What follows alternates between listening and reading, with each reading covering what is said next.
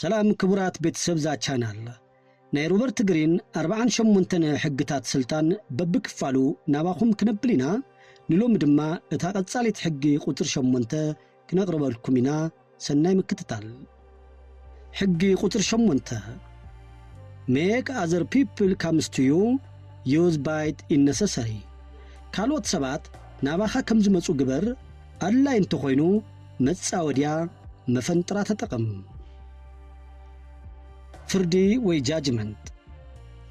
ንኻልእ ሰብ ስጉምትን ክወስድ ከተገድዶ ከለኻ ንስኻ ኢኻ ኣብ ትሕቲ ቁፅጽሩ ዘለኻ ተጻራሪኻ ናቱ መደባት ገዲፉ ናባኻ ከም ዝመጽእ ምግባር ወትሩ ዝበለጸ እዩ ብዓበይቲ ረብሓታት ተስሕቶ ድሕሪኡ ድማ ጥቃዓዮ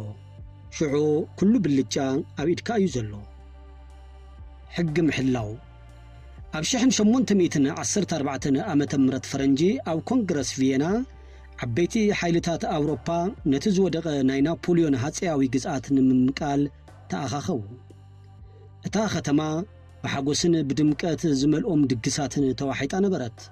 ይኹን እምበር ኣብ ልዕሊቲ መስርሕ ናይ ባዕሉ ናይ ናፖሊዮን ጽላሎት ነበረ ናፖሊዮን ከም መንፈስ ኣብ ኩሉ ቦታ ነበረ ናፖሊዮን ኣብ ክንዲ ዝቕተል ወይ ናብ ርሑቕ ቦታ ዝስጎግ ናብ ደሴት ኤልባ ካብ ገምገም ባሕሪ ኢጣልያ ብዙሕ ዘይረሓቐት ቦታ ተሰዲቱ ነበረ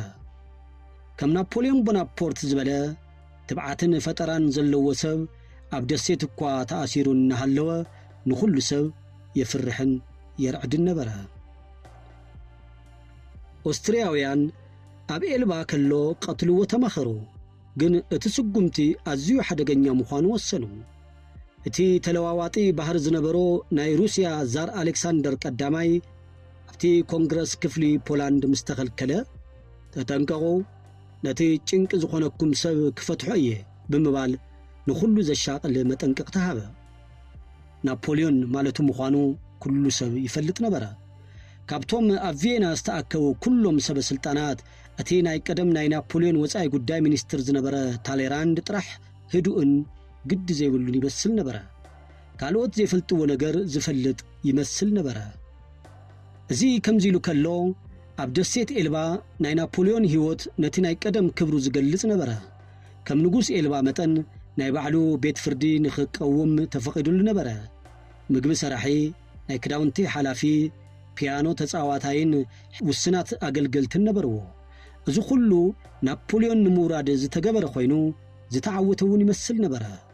ይኹን እምበር በቲ ሓጋይ ልክዕ ከም ድራማ ተጻሒፉ ክኸውን ዝኽእል ዘይንቡርን ኣገራምን ፍጻመታት ተኸሰተ ደሴት ኤልባ ብናይ እንግሊዝ መራኽብ ተኸቢባ ነበረት መድፋዓቶም ድማ ኩሉ ክወጹሉ ዝኽእሉ ነጥብታት ሸፊኖም ነበሩ ይኹን እምበር ብ26 ለካቲት ብ1815 ዓመተ ምህረት ፈረንጂ ቀትሪ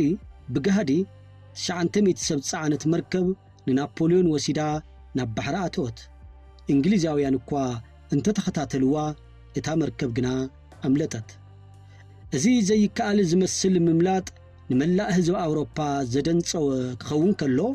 ነቶም ኣብ ኮንግረስ ቪየና ዝነበሩ ሰበ ስልጣናት ድማ ዝበለጸ ኣርዓዶም ካብ ኣውሮፓ ወጻኢ ምኻድ ዝያዳው ሕስ እኳ እንተነበረ ናፖሊዮን ግና ናብ ፈረንሳይ ክምለስ መረጸ ብውሕዳት ሰራዊት ናብ ፓሪስ ብምጓዓዝ ነቲ ዙፋን ዳግማይ ንምቁጽጻር ተበገሰ እቲ ስልቱ ሰሪሑ ቆልዓ ሰበይቲ ከይተረፈ ኩሉ ህዝቢ ኣብ እግሩ ተደፍአ ማርሻል ነይ ዝተባሃለ መራሒ ንዑን ምእሳር ካብ ፓሪስ ተልኣኸ ግና እቶም ወታደራት ነቲ ዘፍቅርዎ ናይ ቀደም መራሒኦም ምስ ረኣዩ ውግንንኦም ቀየሩ ናፖሊዮን ዳግማይ ሃፀይ ተባሂሉ ተኣወጀ ወለንተኛታት ናብቲ ሓዱሽ ሰራዊት ተሓወሱ ብሃንቀውታ ዝተመልአ ስምዒት ንሃገር ወረራ ኣብ ፓሪስ ህዝቢ ዓበደ እቲ ንናፖሊዮን ተኪኡ ዝነበረ ንጉስ ካብ ሃገር ሃዲሙ ከደ ንዝቕጽሉ 100 መዓልትታት ናፖሊዮን ንፈረንሳይ መርሐ ድሕሪ ሓፂር እዋን ግና እቲ ናይ ዓወት ስምዒት ሃሰሰ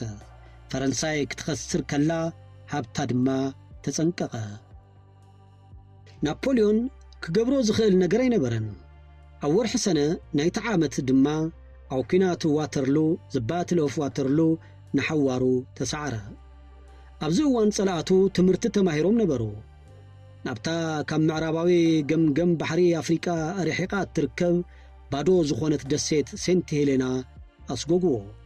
ኣብኡ ንምምላጥ ዝኾነ ተስፋ ኣይነበሮን። ትርጉም ድሕሪ ነዊሕ ዓመታት እዩ እቲ ናፖሊዮን ካብ ኤልባ ዝገበሮ ድራማዊ ምምላጥ ሓቀኛ ትርጉሙ ዝተፈለጠ። ነዚ ትብዓት ዝመልኦ ስጉምቲ ቅድሚ ምውሳዱ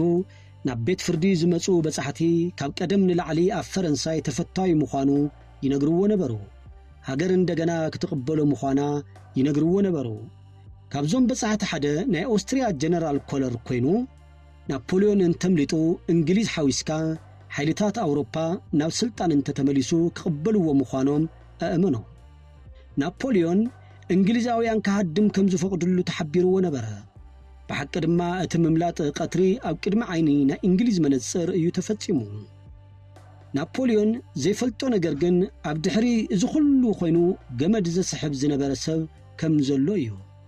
እዚ ሰብ እዚ ድማ እቲ ናይ ቀደም ሚኒስትሩ ታሌራንድ ነበረ። ታሌራንድ እዚ ኩሉ ዝገብር ዘሎ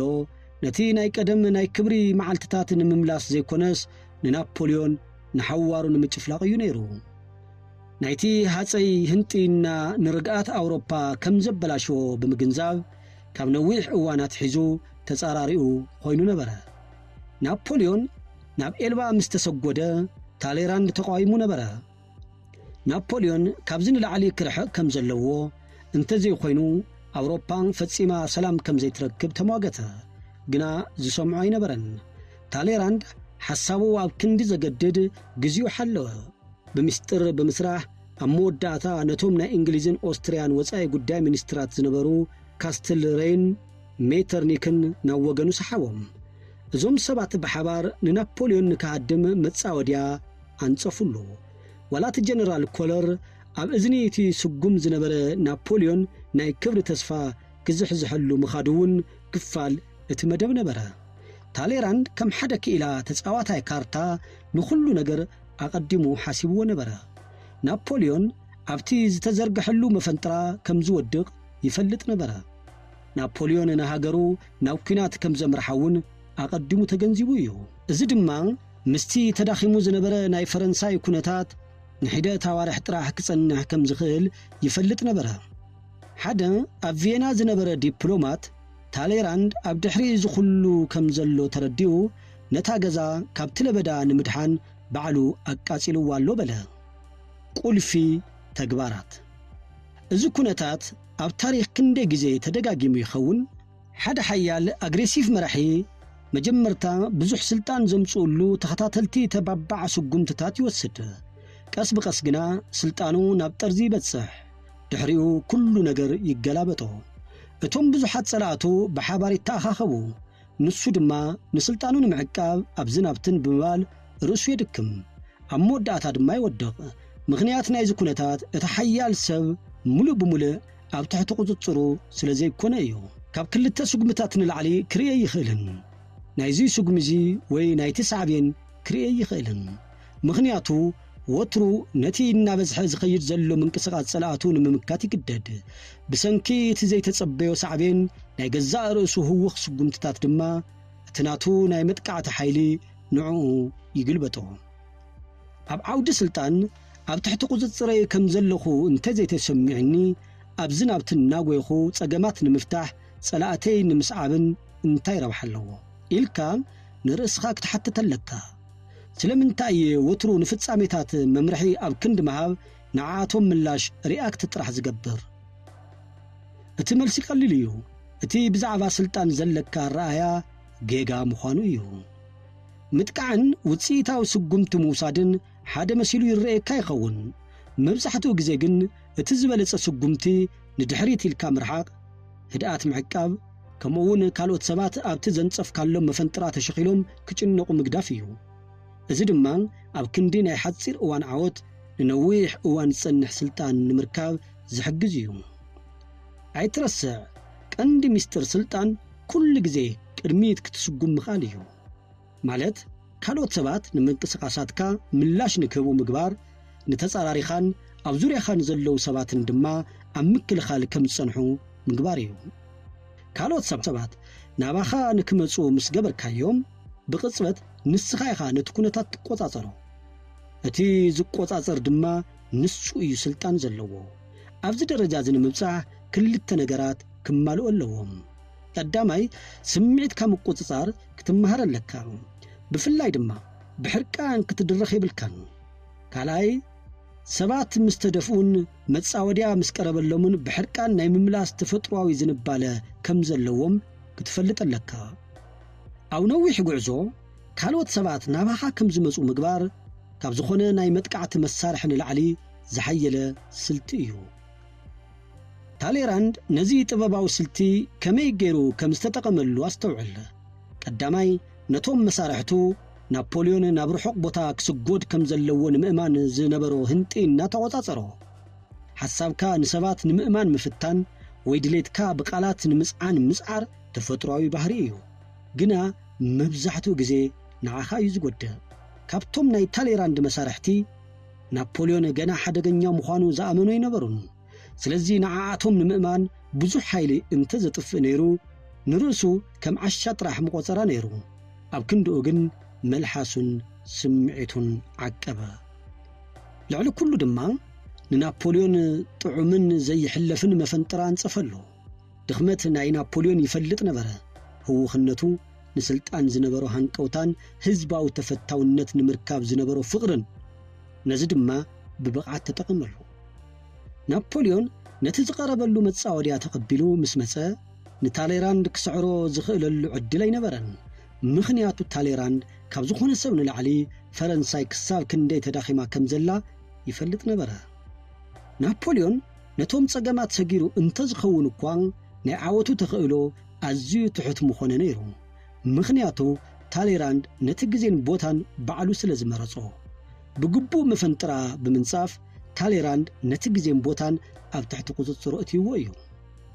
ኩላትና ውስን ሓይሊ ጥራሕ እዩ ዘለና እቲ ሓይልና ዝለዓለ ደረጃ ዝበጽሐሉ ግዜ ድማ ኣሎ ነቲ ሓደ ሰብ ናባኻ ክመጽእ ምስ ትገብሮ ንሱ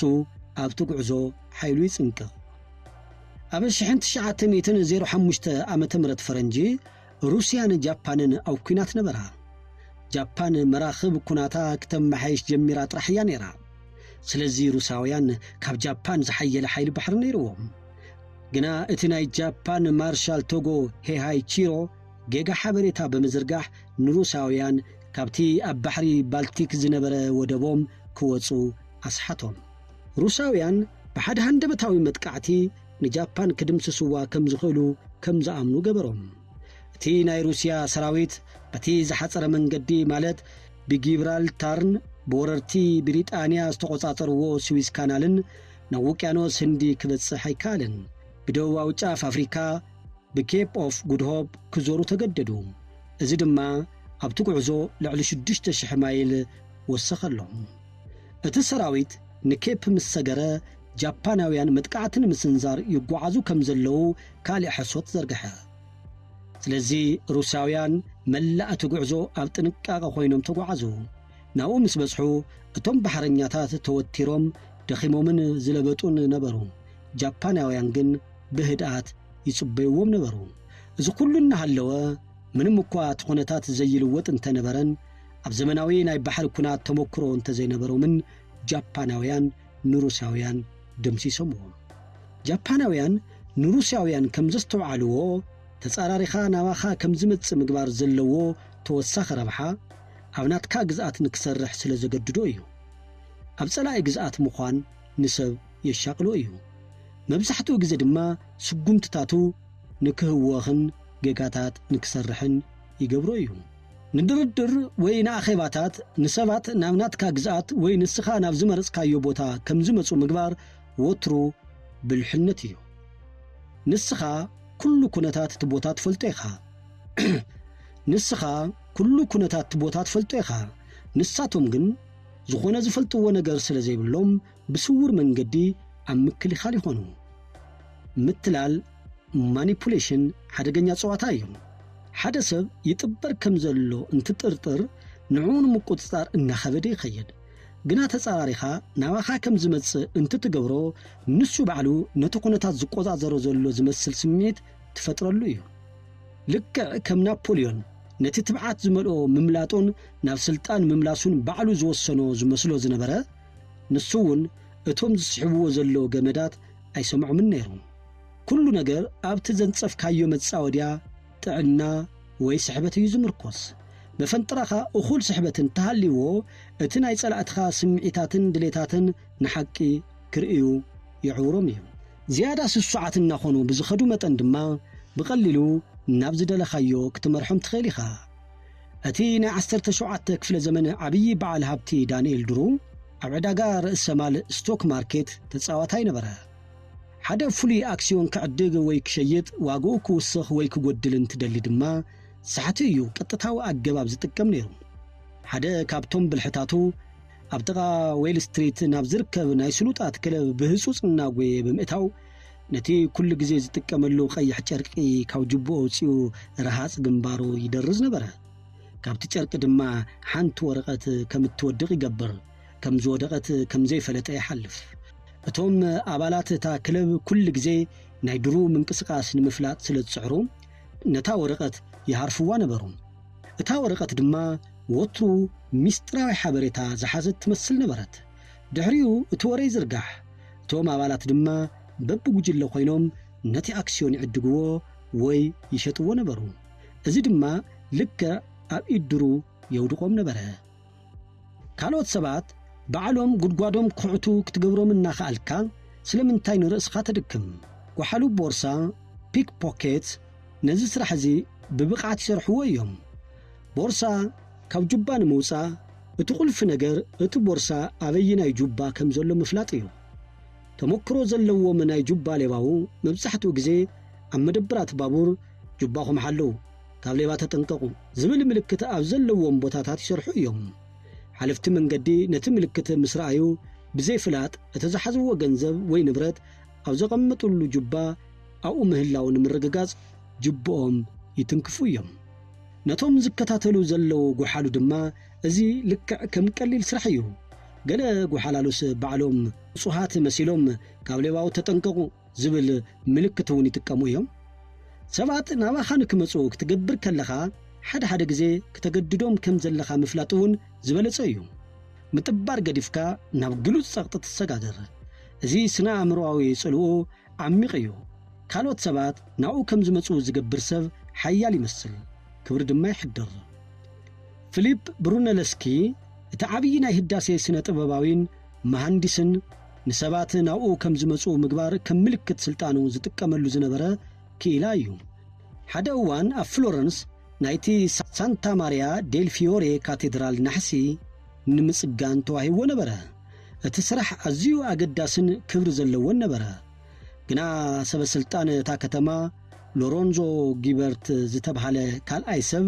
ምስ ብሩነለስኪ ክሰርሕ ምስ ቆጸርዎ እቲ ዓብዪ ስነ ጥበባዊ ብምሒር ተቐየመ ጊበርቲ እቲ ስራሕ ብዝምድና ከም ዝረኸቦ ንሱ ዋላ ሓንቲ ስራሕ ከይሰርሐ ድማ ፍርቂ እቲ ክብሪ ከም ዝወስድ ይፈልጥ ነበረ ኣብ ሓደ ወሳኒ እዋን ህንጸት ብሩነለስኪ ብሃንደበት ምስጢራዊ ሕማም ሓመመ ስራሕ ከቋርጽ ተገደደ ግና ነቶም ሰበስልጣን እታ ከተማ ጊበርቲ ስለ ዝቆጸርዎ ንሱ ባዕሉ ነቲ ስራሕ ከቐጽሎ ከም ዝኽእል ነገሮም ድሕሪ ሓፂር እዋን ጊበርቲ ፋይዳ ከም ዘይብሉ ግሁድ ኮነ እቶም ሰበስልጣን ድማ ናብ ብሩነለስኪ መጺኦም ተማሕፀንዎ ንሱ ግን ዕሽሽ በሎም ጊበርቲ ነቲ ፕሮጀክት ክውድኦ ከም ዘለዎ ድማ ኣጥቢቑ ነገሮም ኣብ መወዳእታት ጸገም ተረዲእዎም ንጊበርቲ ካብ ስራሕ ኣሰናበትዎ ብሓደ ተኣምር ብሩነለስኪ ኣብ ውሽጢ ሒደት መዓልትታት ሓወየ ንርእሱ ከየዋረደ ወይ ከየነደረ ነቲ ካልኦት ናባኻ ከም ዝመፁ ምግባር ዝብል ጥበብ ጥራሕ ተጠቐመ ሓንሳብ ሰባት ናባኻ ክመፁ ከም ዘለዎም ከም ናይ ክብሪ ጉዳይ ጌርካ እንተተዓዊትካ ንስኻ ምጽዓር ምስ ኣቋረጽካ እኳ ንሳቶም ናባኻ ምምጻእ ክቕጽሉ እዮም ምስሊ እቲ ብመዓር ዝተለበጠ መፈንጥራ ድቢ እቲ ሃዳናይ ድቢ ንግዳዩ ኣየሳጉግን እዩ ዝህደን ዘሎ ዝፈልጥ ድቢ ክትሕዞ ዳርጋ ዘይካል እዩ እንተተቐርቂሩ ድማ ኣዝዩ ሓደገኛ እዩ ኣብ ክንድኡ እቲ ሃዳናይ ብመዓር ዝተለበጠ መፈንጥራ ይንጽፍ ንርእሱ የድክምን ወይ ህይወቱ ኣብ ሓደጋ የእቱን መጻወድያ ይንጽፍ ድሕሪኡ ድማ ይጽበ ንዓጋዘን መጻወድያ ምሰንጸፍኩ ነታ መለለይ ንምሽታት እትመጽእ ቀዳመይቲ ኣንስተይቲ ዓጋዘን ኣይትኩስን እየ ብሙሉእ እቲ መጓሰ ክሳብ ዝእከብ ግን ይጽበ ስልጣን ወይ ኣውቶሪቲ ዣንጊዩ ናይ መበል 11 ክፍለ ዘመን ተንታኒ መጽሓፍ ጥበብ ኩናት ዘ ኣርት ኦፍ ዋር ከም ዝበሎ ድማ ጎበዛት ተዋጋእቲ ካልኦት ናባታቶም ከም ዝመጹ ይገብሩ እምበር በዓልቶም ናብ ካልኦት ይከዱን እዚ ናይ ባዶነትን ምልኣትን ኢምፒትነስ ኤንድ ፉልነስ መትከል እዩ ተጻረርቲ ናባኻ ክመጹ ምስ እትገብሮም ሓይሎም ወትሩ ባዶ እዩ ንስኻ ናባቶም ከይከድካ ከለኻ ሓይልኻ ወትሩ ሙሉ እዩ ንባዶነት ብምልኣት ምጥቃዕ ልክዕ ከም እምኒ ናብ እንቃቑሖ ምድርባ እዩ ሓደ ግዜ ሕጊ ከም ዘሎ ይትግበርን ክግልበጥ ይኽእል እዩ ናይዚ ሕጊ ግልባጡ ዋላ እኳ ካልኦት ሰባት ንዓኻ ንምስዓብ በዓልቶም ከም ዝደኽሙ ምግባር ብሓፈሻ ዝበለጸ ስልቲ እንተኾነ ጸላኢኻ ተስፋ ክሳብ ዝቖርጽን ሓይሉ ክሳብ ጽንቅቕን ብሃንደበትን ብሓይልን እትወቕዓሉ ተገላባጢ ኩነታት እውን ኣሎ እዩ ካልኦት ናባኻ ንክመጹ ኣብ ክንዲ ምጽባይ በዓልኻ ናብኣቶም ትኸይድ ነቲ ጉዳይ ተገድዶ መሪሕነት ድማ ትሕዝ ቅልጡፍ መጥቃዕቲ ኣዝዩ ሓያል መሳርሒ ክኸውን ይኽእል እዩ ምኽንያቱ እቲ ካልእ ሰብ ክሓስብ ወይ ክምድብ ግዜ ከይረኸበ ምላሽ ንክህብ ስለ ዘገድዶ ንምሕሳብ ግዜ ምስ ዘይረኽቡ ሰባት ናይ ውሳነ ጌጋታት ይገብሩ ንምክልኻል ድማ ይግደዱ እዚ ስልቲ እዚ ካብቲ ናይ ምጽባይን መጻወድያ ምጥቃምን ብግልባጦ እዩ ግና ተመሳሳሊ ዕላማ ኣለዎ ጸላኢኻ ብናትካ ውዕል ብናትካ መንገዲ ብናትካ ዕቅድ ምላሽ ከም ዝህብ ትገብሮ ከም ቼዛረ ቦርጂያን ናፖሊዮን ዝበሉ ሰባት ንምፍርራሕን ንምቁጽጻርን ናይ ፍጥነት ረቑሒ ይጥቀሙ ነበሩ ቅልጡፍን ዘይተጸበኻዮ ምንቅስቓስ ዘፍርሕን ተስፋ ዘቑርጽን እዩ ከከም ኩነታቱ ስልትኻ ክትመርጽ ኣለካ ግዜ ኣብ ጎንኻ እንተሃልዩ ንስኻን ጸላእትኻን ድማ ማዕረ ሓይሊ ከም ዘለኩም እንተፈሊጥካ ናባኻ ከም ዝመጹ ብምግባር ሓይሎም ኣጸንቅቁ ግዜ ተጻራሪኻ እንተኾይኑ ጸላእትኻ ድኹማት እንተኾይኖምን ምጽባይ ድማ ዳግማይ ንኽጥንክሩ ዕድል ጥራሕ ትህቦም ኮይኑ እንተተሰሚዑካ ከምዚ ዓይነት ዕድል ኣይትሃቦም ቀልጢፍካ ውቃዕ ሽዑ ዝኸድዎ ቦታ ኣይክህልዎምን እዩ ክቡራት ተኸታተልቲ ካብ ሕጊ ቁፅሪ 8 ብዙሓት ነገራት ተማሂርኩም ከም እትኾኑ ተስፋ ይገብር ኣብ ልዕሊኹም ብመዓር ዝተለወሰ መጻወድያ ቀሪብልኩም ይፈልጥ ዶ መልሲ ኣብ ኮመንት ኣብ ዝቕጽል ኣብ ሕጊ ቁፅሪ 9 ክሳብ ንራኸብ ሰላም